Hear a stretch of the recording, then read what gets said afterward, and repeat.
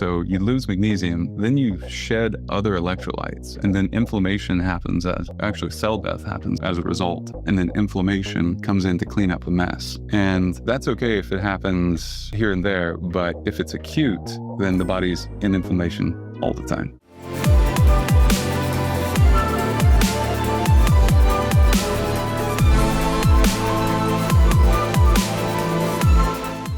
So it's really interesting area that, people can be supplementing with these minerals and not necessarily utilizing them properly. However, they do work to some extent, but not fully.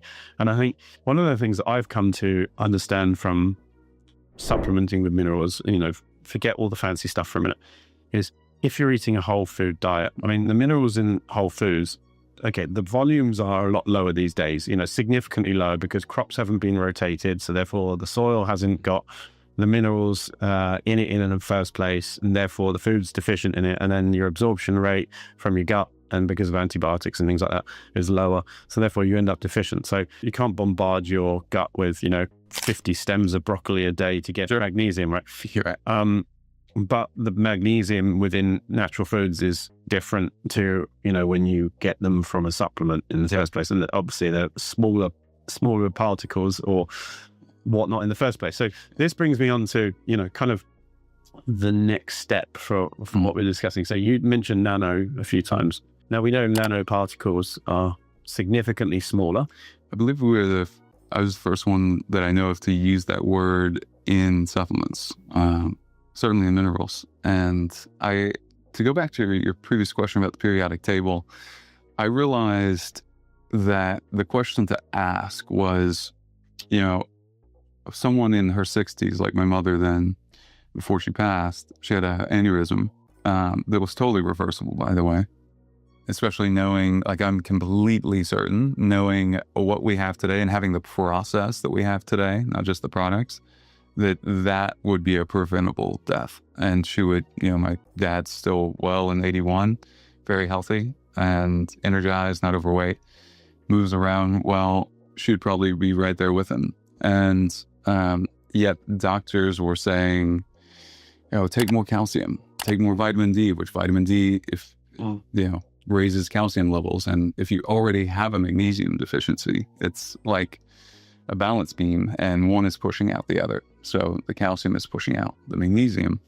and it's already high. And really, the nasty part is a really high calcium level causes something called a calcium shell, and that keeps nutrients from getting into the cell. So why the periodic table? I realized, in that search for what would work for both of us, and therefore for everyone, because I felt like the deep reason in self-inquiry why I'm here is specifically to reduce suffering for people through means that I already understand. So why are minerals so important for health? So minerals unlock everything. I realized that when we eat fats, protein, carbs, all of these things are just a complex combination of elements.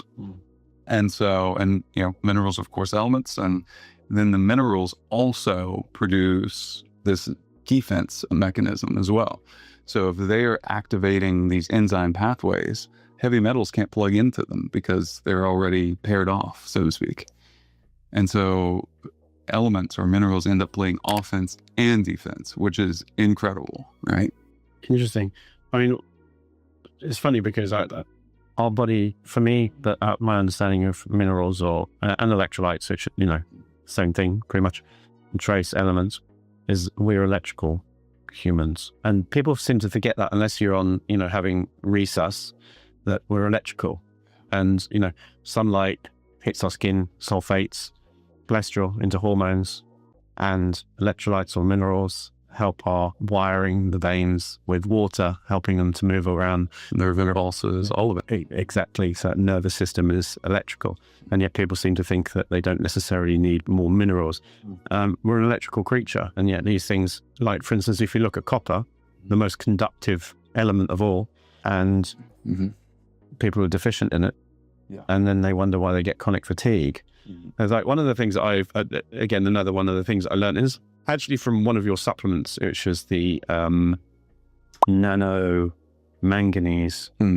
It's like, I noticed, so for instance, I had typically low thyroid, and I tried supplementing with thyroid hormones, and yeah, sure, it helped a little bit.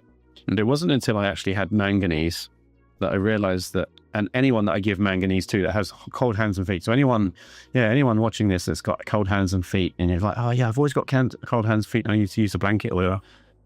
When you add in manganese, and it's a good one, your body temperature picks up because it helps activate your thyroid hormones. Yeah, and there's like funny people that have viral issues when they start supplementing with a decent zinc, they stop getting viruses. It's almost like, this helps unlock an area of our metabolism to work correctly. And the core body temperature, as it raises, just destroys so many viruses that would otherwise exist, and we would be a host for. And yeah, that SOD pathway, for the thyroid with manganese is, you were one of the first people that I heard of, at least, that figured that out by using our supplements. And so that was an incredible unlock. I think this has been years ago now. It's probably like 4 years ago or so, but I think for your mom as well. Yeah, it was. Yeah, totally. I mean, I'll come on to the magnesium in a little while, why magnesium is so fantastic. And basically, you burn up to 30% less fat when you're dehydrated. Whoa. So, yeah, when you're dehydrated, your metabolism slows down due to the liver having to assist the kidneys, which can't function as efficiently without enough water and minerals. As a result, the liver's fat burning capability is diminished. And I've got linked to a study here, which we put in the show notes. So it's basically, it's the metabolic connection from minerals. Being as little as 2% dehydrated can impact various metabolic functions, including lipolysis, fat breakdown.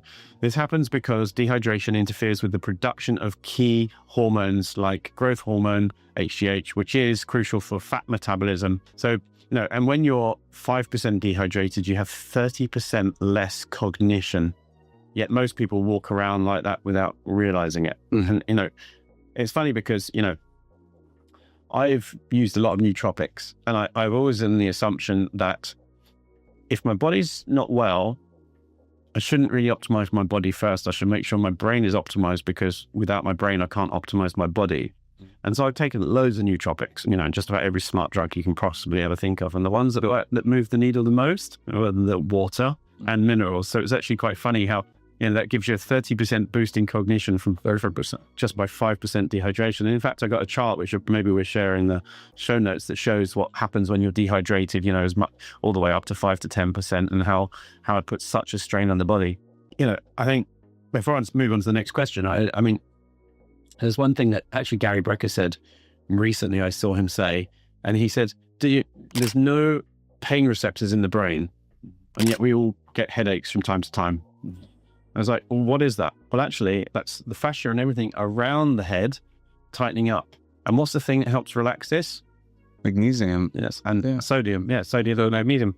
And so if you're getting a headache, for instance, especially after sauna or exercising and things like that, that's everything tightening up because you're dehydrated. Yeah, it's actually, like, to really call it out, it's magnesium, sodium, potassium, I would say, because the one is helping water in the cell, one is helping send the nerve impulse, and one is perpetuating that impulse, right? So the impulse continues easily. And yeah, it's a magnificent orchestra that we totally take for granted. Yeah, and it's quite funny because if I start getting a headache, I mean, to be honest, now I have 3 sachets of electrolytes when I'm on the move, a day, and I don't get headaches anymore. And inflammation based. There is an exception to that. So if I've had an age steak and I haven't had any natural antihistamine, a DAO enzyme, because histamine also gives me headaches. Yeah. But again, that you could argue that is down to dehydration in some form as well. Depending on particular genetics, that'll be more of a problem or less of a problem for a particular person, of course, right? And then there's also this aspect of when you look purely at magnesium even, and inflammation, when the body loses magnesium, there's a really crazy phenomenon that I don't think we fully understand yet, but it's sort of a network effect. So you lose magnesium, then you shed other electrolytes, and then inflammation happens actually cell death happens as a result. And then inflammation comes in to clean up a mess. And that's okay if it happens here and there, but if it's acute, then the body's in inflammation all the time. And how do you reverse it? Well, that keystone mineral and cofactors like B6. Yeah. It's also tied into that, which is also electrical, is grounding. Because we know that when the body's in an inflamed state, grounding of barefoot, for instance, and this isn't woo-woo, there's 26 studies, including peer-reviewed studies, showing how grounding is so efficient at reducing inflammation, improving circulation, blood cell formation, and making sure that the red blood cells are equidistant and stuff.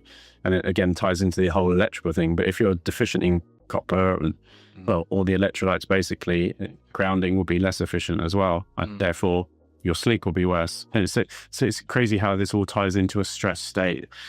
It is. And it's what you said is something I think about when people ask me about red light and other different biohacking modalities, which, look, I love and use all, if not extreme number of these things. And also, if the body can't really hold a charge based on its electrical potential being lower than it should be, all of these things don't have the effect that they could.